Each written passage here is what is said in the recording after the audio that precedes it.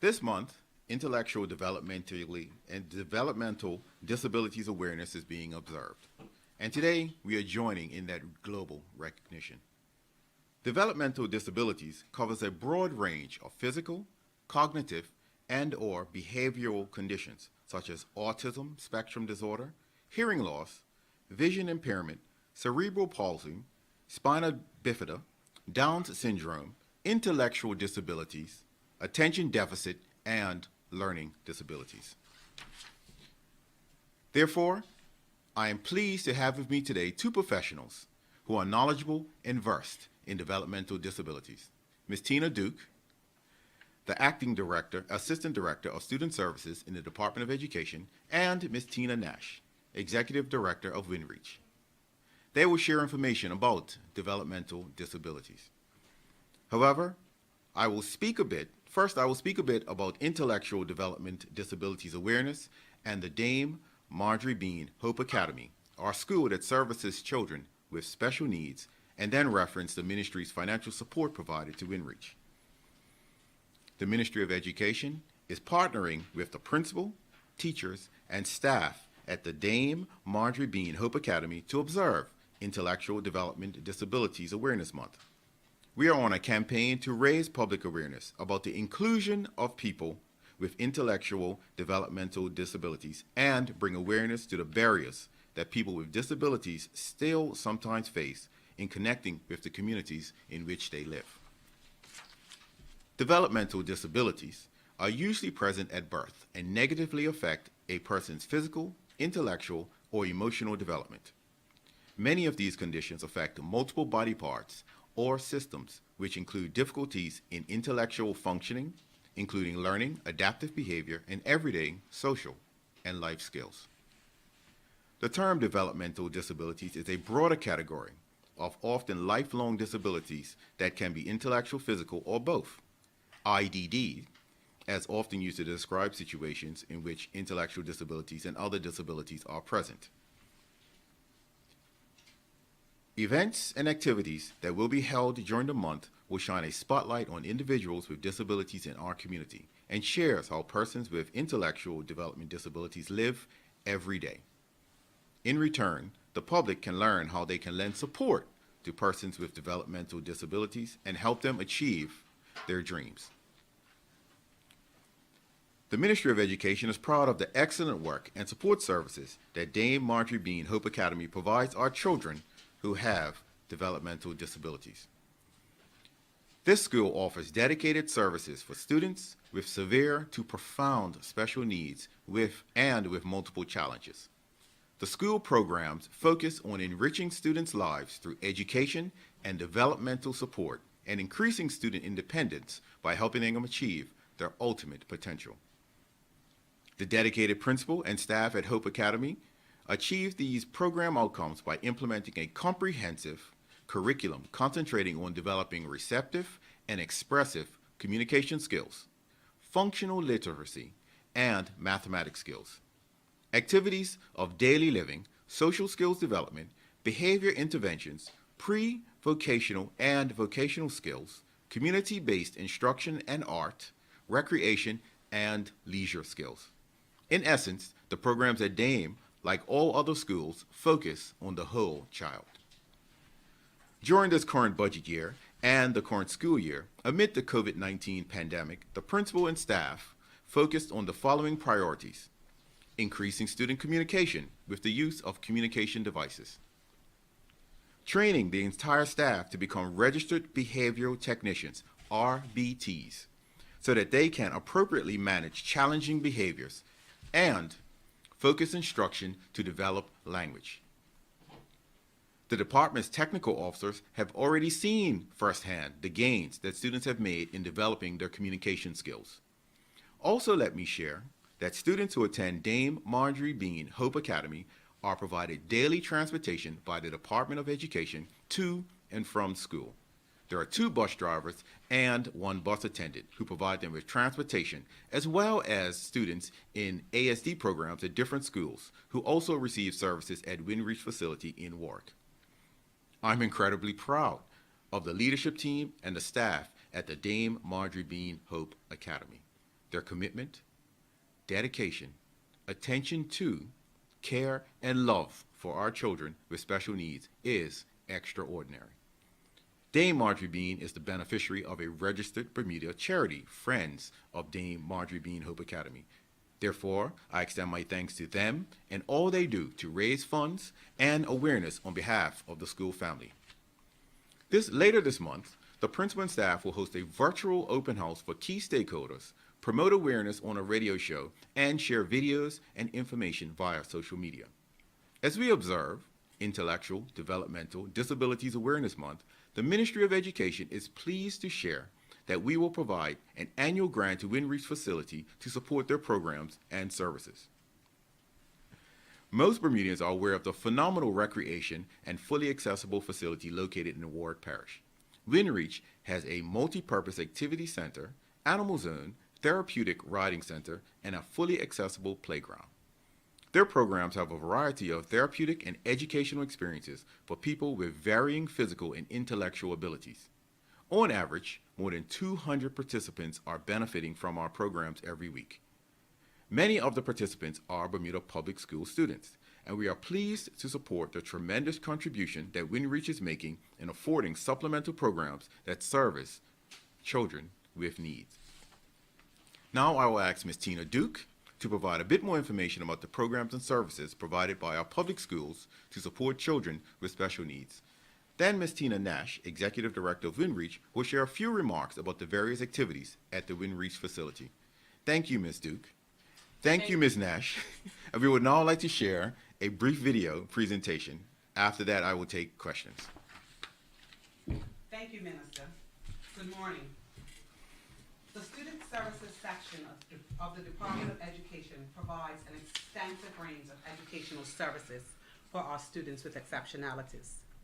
Starting with our ASD program, Autism Spectrum Disorder, that are inclusive of Asperger's Syndrome, Childhood Disintegrative Disorder, Classic Autistic Disorder, Pervasive Developmental Disorder, otherwise known as Global Developmental Delays. The Department of Education currently has 4 primary level ASD classes, 1 middle school class, and 1 senior school class. We also provide services to students in our functional skills program that are offered at the preschool, primary, middle, and senior levels, with 1 class at each level. This program services our students that fall in the moderate to severe range for intellectual disabilities. We have a dedicated team of teachers and paraeducators who support our vision and hearing students as well. They provide students and teachers with the necessary resources that they need to help each student become successful members of the communities and to equip those in our visual impairment field and our deaf and hard of hearing field with readily available resources to meet the wide range of needs of the students that they serve. In layman's terms, these professionals level the playing field for our students, providing them with what they need to access the curriculum and daily life. I want to bring attention to the great work being done across the Bermuda Public Schools system that promotes inclusion and integration for students with intellectual and developmental disabilities. We promote the coming together of students with and without disabilities to form strong, diverse school communities where all students learn, play, and grow together. During the school year, the Student Services team have been committed to ensuring professional development and have been provided learning support staff with the necessary tools in our schools so that our most vulnerable student population receive quality instruction and services. We partner with the Department of Health to ensure that our students receive additional services, namely speech and language services, occupational therapy, and physical therapy. I want to highlight the phenomenal staff, teachers, and paraeducators that work with this population. They put in a great deal of work to ensure that our students receive a quality education that provides equal access to academics as well as on-course subjects such as performing and technical arts, family studies, business, and computer studies. Our teachers, along with various community partners, such as the BF&M No Limit Sailing Program, WinReach, Tula Valley Pent Nursery, Kaleidoscope Art Therapy, Yoga and Soak Aerobics at Hindsight Fitness and Wellness, and Gardening at Government House. These programs all provide exceptional programs for our most vulnerable population and giving our students life-altering experiences. I want to say a big thank you to our community partners for all that they do for our students in this population. I am honored that today the minister saw fit to demonstrate and share how people with disabilities live full lives, doing the same things that people without developmental disabilities also enjoy, but at the same time recognizing the barriers that they sometimes faced and must overcome to participate. In closing, the Bermuda public school system is about inclusion, but most of all, it's about acceptance. Thank you. Thank you, Tina.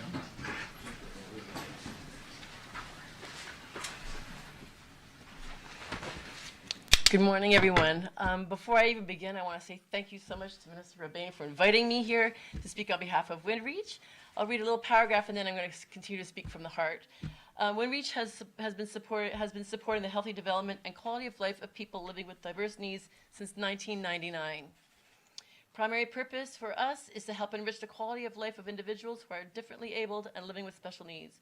We do this by offering evidence-based programs, therapeutic and educational experiences that engage individuals at their level of ability and empower them to experience personal achievement.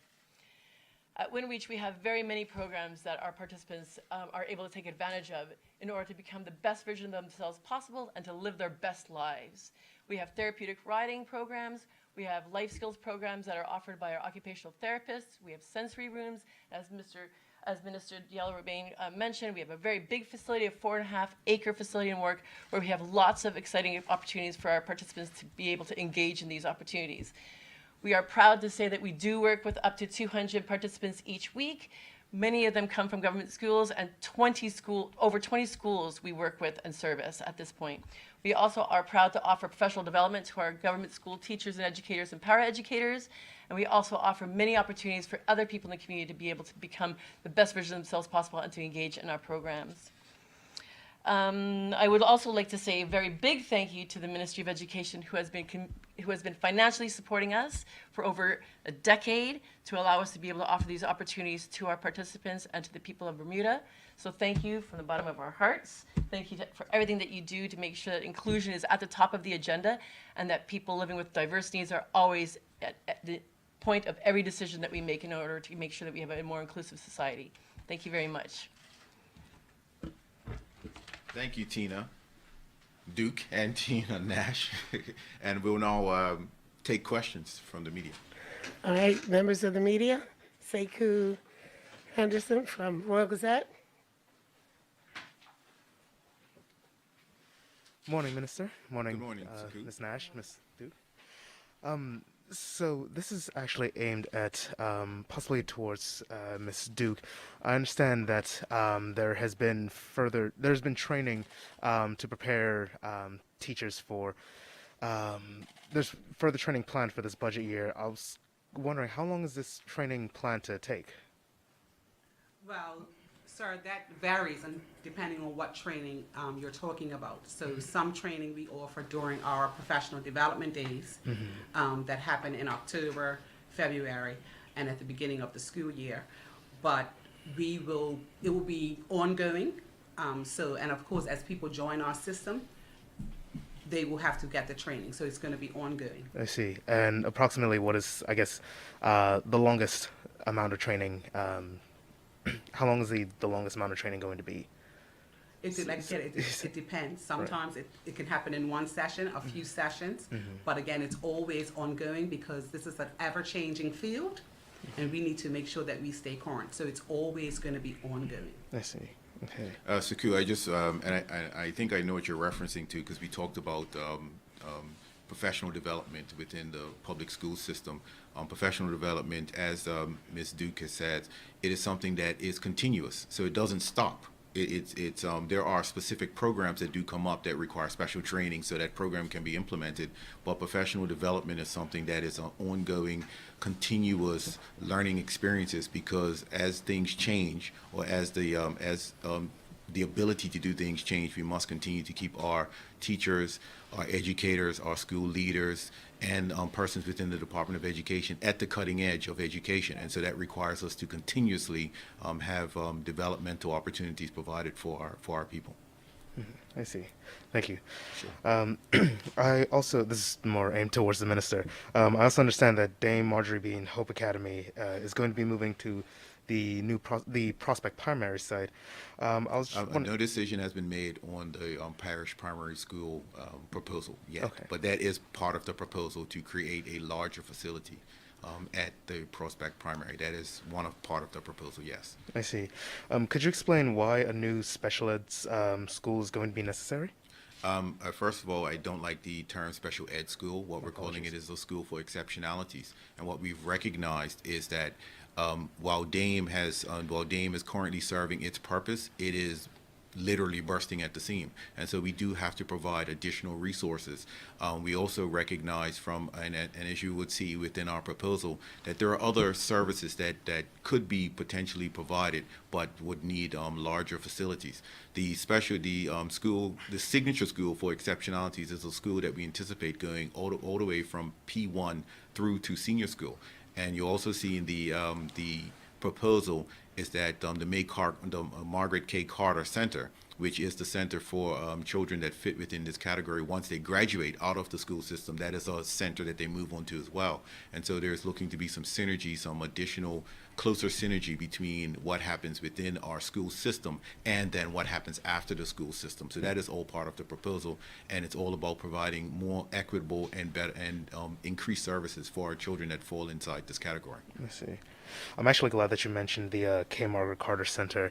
I guess on the note of joining these two exceptionality schools together, are there any challenges that the Ministry of Education is seeing or concerned about in joining these two schools? And if so, how does the ministry plan to, avoid or at the very least mitigate these concerns or Well, challenges? as I said, it is just a proposal at this time, and within the proposal document, it did state that if a decision is made to go that route, the curriculum and how it would work would have to be further developed. Right now, it actually doesn't make much sense for us to go down the road to develop how this is going to work, how it's going to be done, if the decision to not do it is actually the final decision that's made.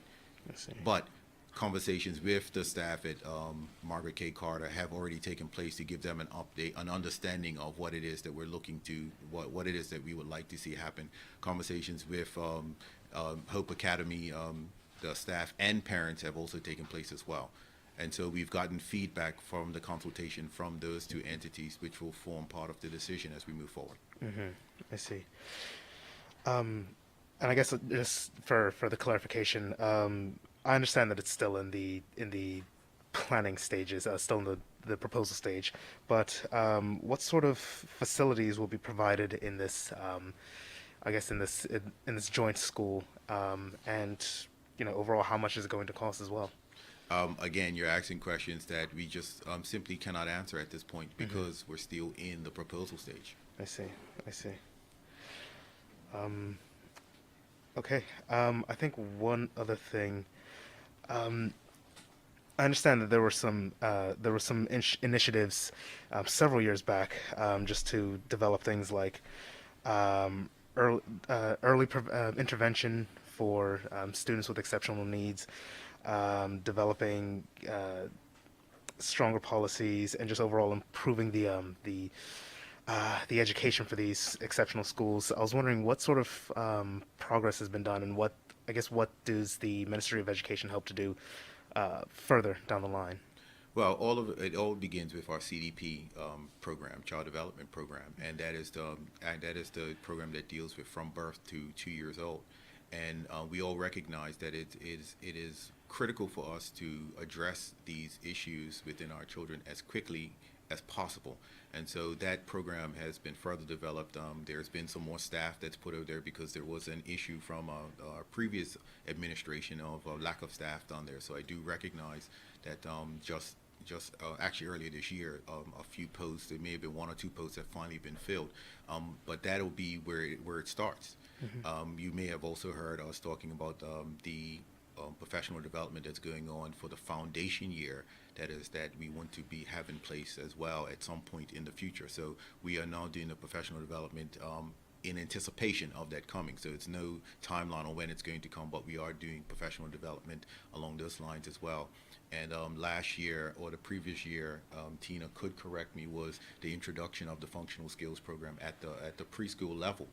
And so that is the functional skills, which also covers children on the autism spectrum disorder spectrum, as autism disorder spectrum. And so when we talk about the things that we're putting in place, those are the things that have come into place over the last few years. So there's increased activity at the CDP level. There is the introduction, the professional development for the foundation year, and then it's the introduction of functional skills, which covers ASD at the primary school level. That has been put in place as well. Let's see. And in terms of more staffing, how many more staff have been brought onto the, I guess, project, for lack of better words? Okay, the CDP program. As I Yes. said, I believe it was one or two posts that we've been looking to fill that actually have been filled just this year. Okay. We would have to get you the exact numbers. It could be just one, but it may have been two as well to fill, because without those posts, there are certain programs that were just incapable of being run, and I'm happy to say that because we've put persons in place now, that those programs are actually being run. Let's see. And how many more spaces will be needed to filled in this program? That I cannot answer. It that is something that's done through the CDP, and we'd have to have a conversation with them. Okay, that's everything. Thank you, Minister. Sure. Thank you. All right, thank you, Mr. Henderson from the World Gazette. And there being no further questions, we thank you, Minister.